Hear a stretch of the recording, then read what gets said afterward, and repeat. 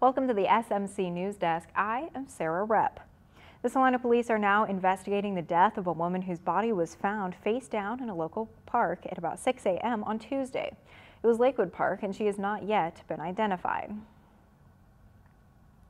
JRI Hospitality has purchased the Salina Country Club. They plan on making improvements to the facility, including a new parking lot, installing a new roof, and upgrading the club's dining areas, as well as integrating new technologies to enhance the member experience. JRI Hospitality owns and operates more than 60 Freddy's frozen custard and steak burgers nationwide, as well as 2 Mocha's Cafe restaurants in Kansas and 7 Chompy's restaurants in Arizona. The annual Bennington Lions Club PRCA Rodeo begins on Thursday. That'll be June 3rd through Saturday, June 5th. A Salina man has been arrested after a witness reported seeing him driving a stolen vehicle. The 1996 blue-green Chevy was parked in the east side of the Salina Regional Hospital in a loading zone. While running, the 54-year-old driver only planned on being inside the hospital a few minutes. When he returned, it was missing. Later, an officer located the vehicle parked at the ISIS Shriner building in the 200 block of East Diamond Drive. Video surveillance from a neighboring business was used to identify a 34-year-old Jacob Denton exiting the vehicle, and he was arrested. He is potentially facing charges of felony theft and driving while a habitual violator.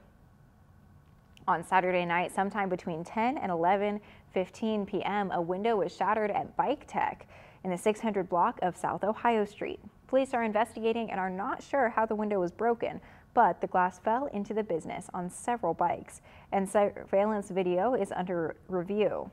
The total loss is currently valued at about $1,000.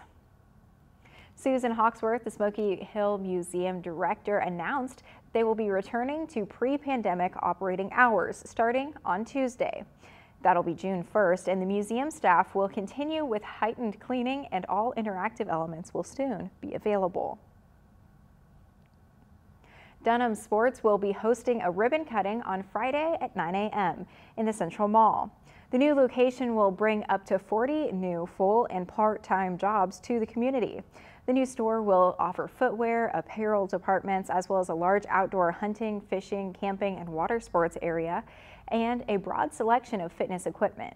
In addition, Dunham Sports will offer equipment for team sports and many other items as well. Store hours are Monday through Saturday, 9 a.m. to 9 p.m., and Sunday from 10 a.m. to 7 p.m.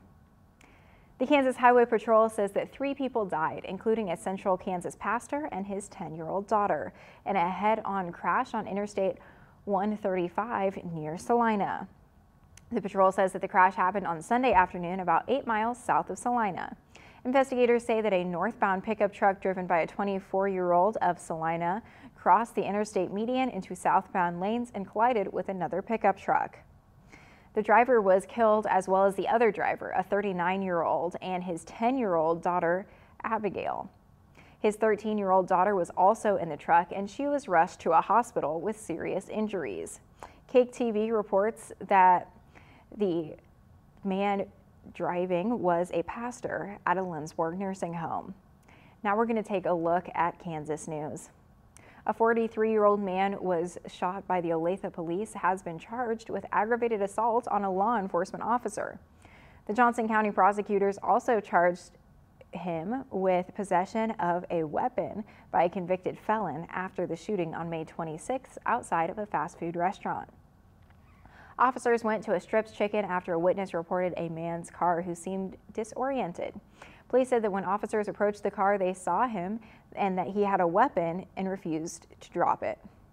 At least one officer shot the man, and no officers were injured. Police say that a Wichita man has been arrested on suspicion of driving while intoxicated and causing a crash that killed a woman and seriously injured others. The Wichita Eagle reports that the crash happened on Saturday afternoon in Wichita. Police say that a vehicle driven by a 32-year-old was on the wrong side of the road when the crash occurred, killing a 74-year-old female of Wichita.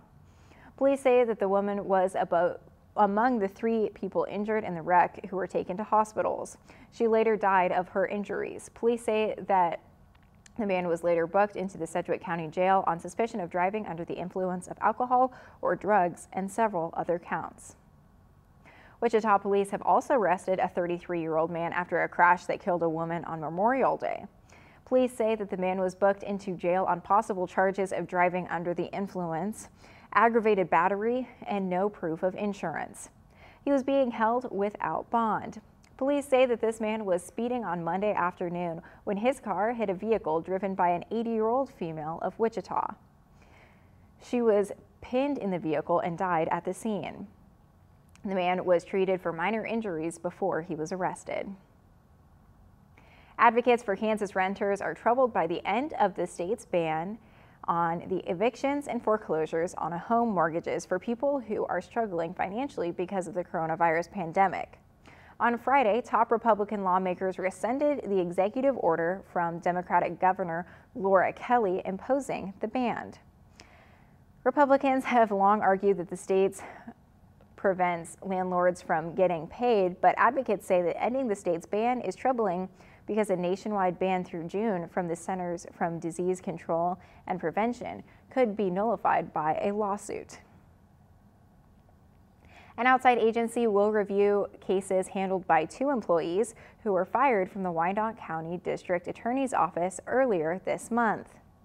The county's prosecutor's office said that the review is intended to ensure transparency and trust in the unit that investigates accusations of excessive police force or misconduct. The former employees were fired because of inappropriate comments they made on an audio recording, but officials didn't describe what they said.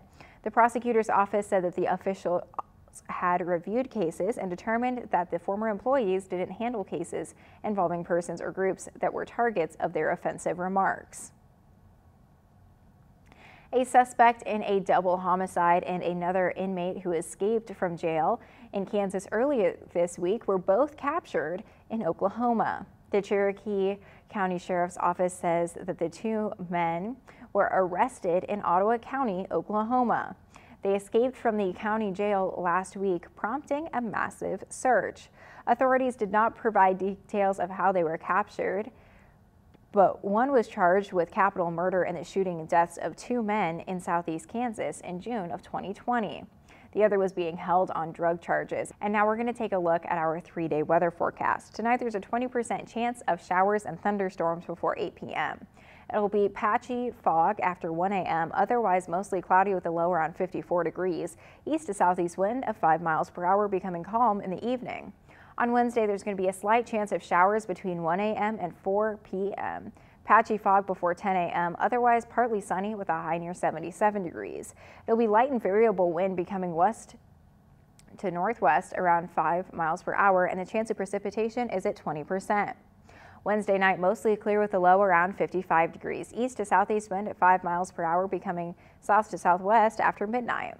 And on Thursday, it'll be sunny with a high near 83. Southeast wind of 3 to 8 miles per hour. Thursday night, it'll be mostly clear with a low around 60 degrees. On Friday, it'll be sunny with a high near 86 degrees. On Friday night, it'll be clear with a low around 64 degrees. I'm Sarah Repp reporting from the SMC News Desk, and I'm wishing you an excellent evening.